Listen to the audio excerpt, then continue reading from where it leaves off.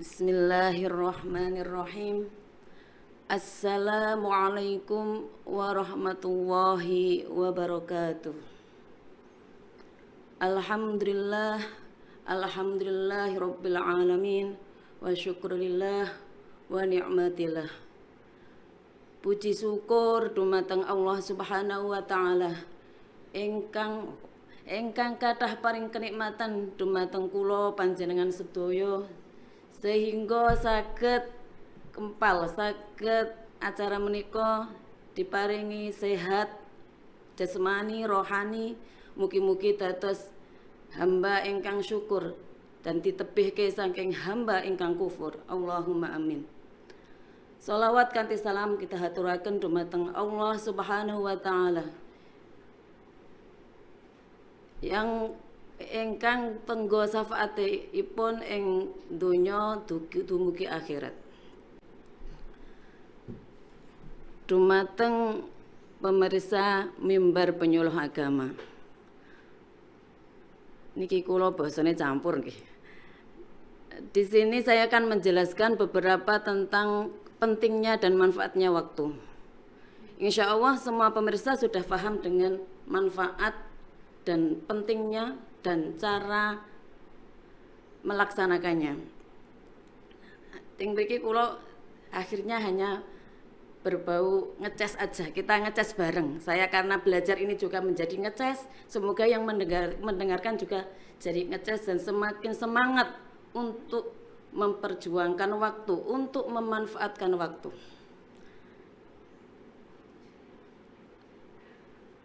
Di sini pertama kita akan mulai dari waktu menurut orang Barat. Di orang Barat itu waktu itu seperti uang. Kita menjalani hidup tanpa dengan memanfaatkan waktu. Kita hanya santai-santai dan tidak melakukan sesuatu yang positif, melakukan sesuatu yang bermanfaat. Maka menurut orang Barat seperti kita kehilangan segempal uang, segepok uang, sehingga kita mendapatkan rugi. Dan di orang Arab niku mengatakan bahwa waktu niku seperti pedang. Dados waktu niku bisa membunuh kita sendiri. Kalau pedang itu kita gunakan kurang bermanfaat dan kadang memenangkan ego kita sakarepe dhewe.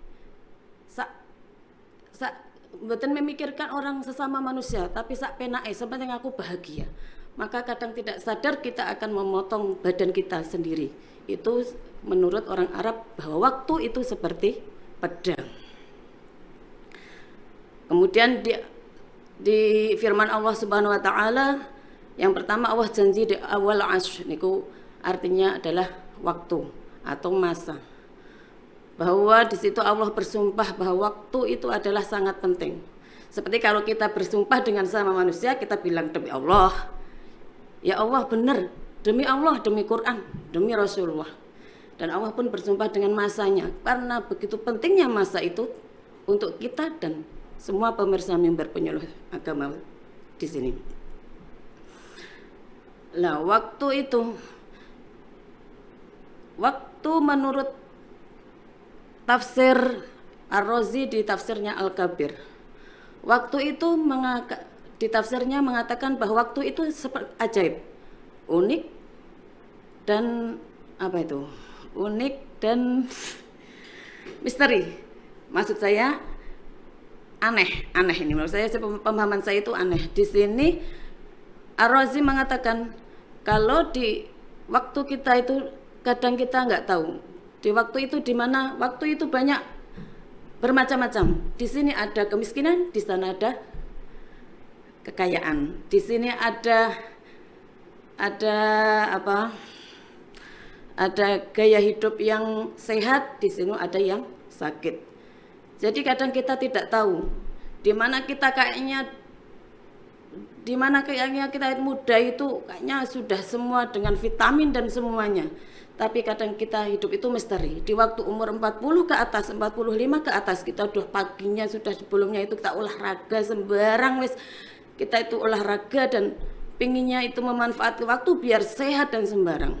Akhirnya kadang-kadang lupa, akhirnya kadang kita lupa dengan keahlian kita akhirnya sombong, dan akhirnya kita, anak aku pagi udah kayak gini dengan makanan seperti ini, karena dengan pamer kadang tidak terasa akhirnya kita itu di waktu tua Allah mentakdirkan sakit. Jadi mungkin dengan waktu kita bagaimana kita belajar memanfaatkan, tapi kita harus muhasabah diri gimana waktu itu kita manfaatkan, dan bahwa semua itu karena Allah Subhanahu wa taala.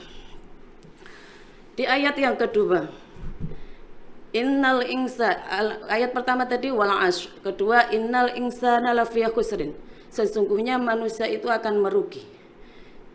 Di situ Quraisy Syihab mengatakan bahwa rugi, melainkan bukan hanya seorang yang merugi.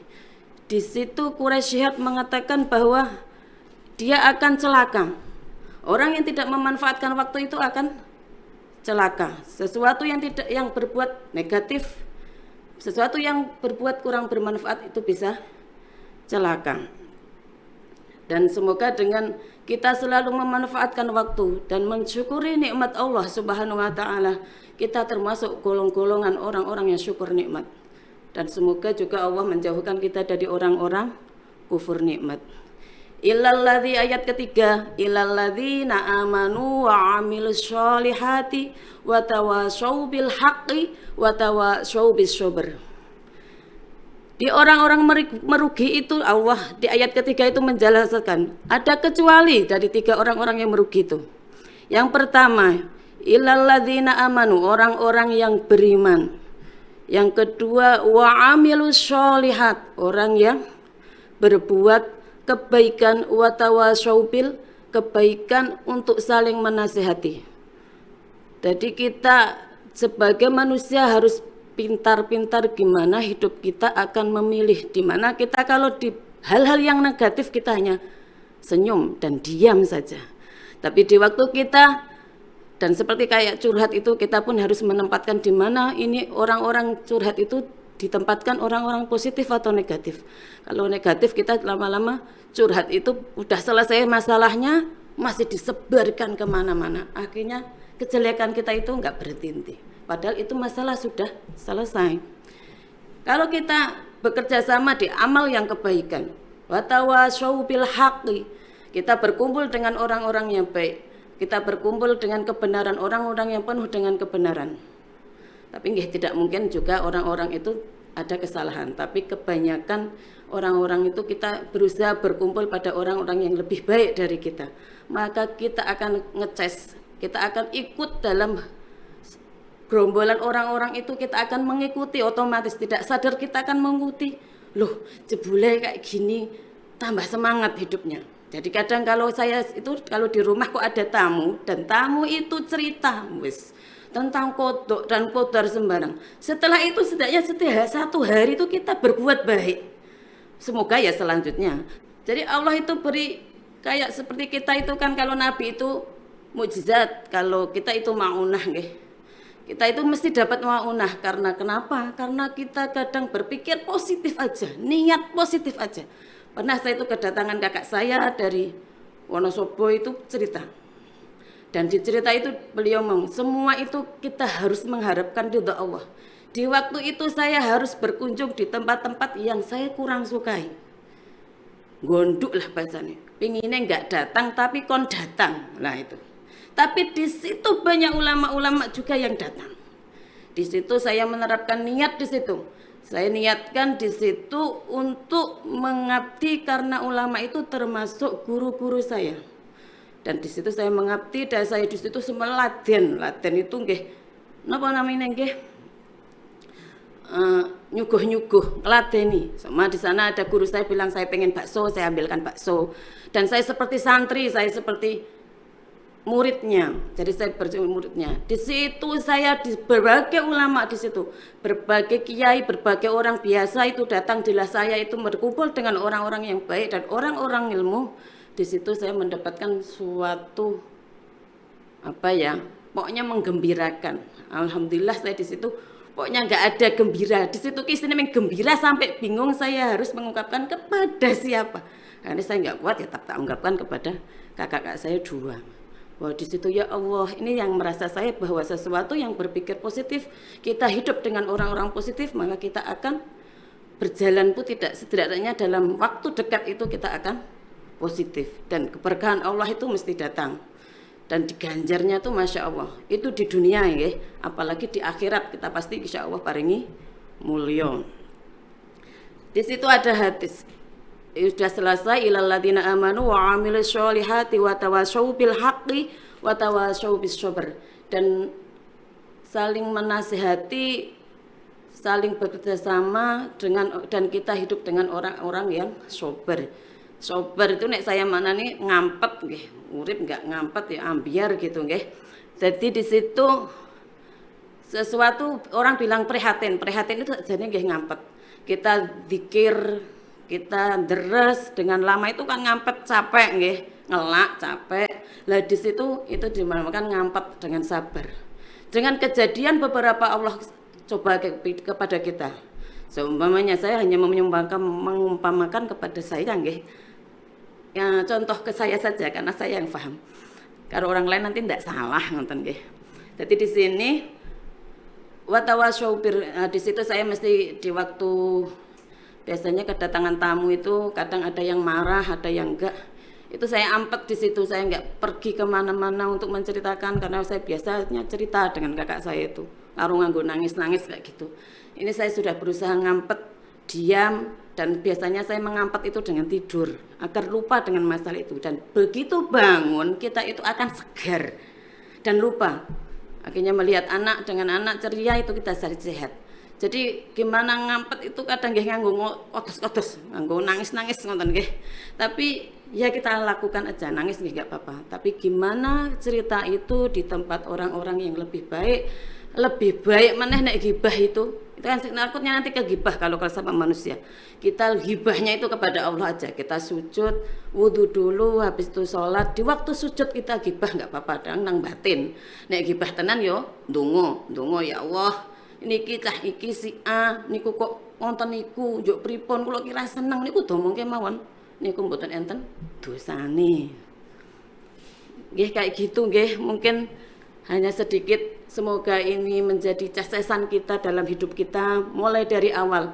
Kalau mulai dari subuh kita mulai ya Allah, alhamdulillahilladzi ahyana wa ba'dama amatana wa ilaihin nusyur. Kita dibangunkan dari mati nggih.